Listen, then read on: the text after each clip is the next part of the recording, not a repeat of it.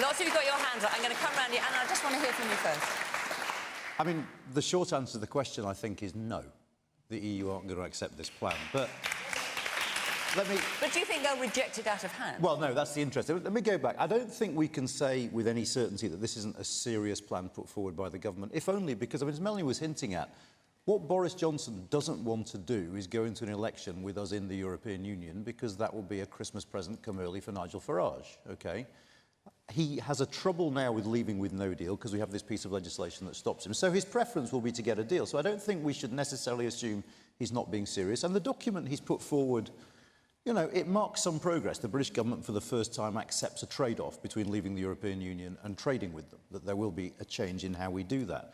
He says this is a starting negotiation, we might find a landing zone, but for all of that, I think there are 4 fundamental issues that the EU will raise that will make it impossible for them to sign. Firstly, customs, as Melanie was saying.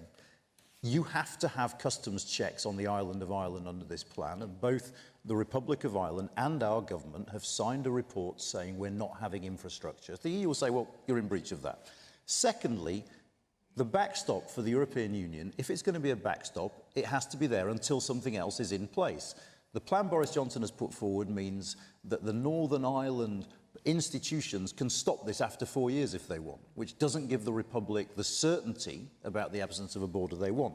Third thing is the document is full of ambiguity. There is a really weird paragraph about VAT that says we won't be in the European Union's VAT regime, but that's fine, we don't need to check. And I imagine there are people in Brussels going, what? It says that UK and EU should cooperate to minimise evasion. Yeah, I mean, that's not a level of detail the EU are going to be willing to live with. So for a combination of those reasons, I think the reaction from Brussels will be negative. That's not to say, I don't think, that they will turn around and say an outright no, if only because there are those in the European Union who are aware of the fact that that might play into an electoral strategy for the Prime Minister. We're talking about a country... I'm going to go on the other, then I'm going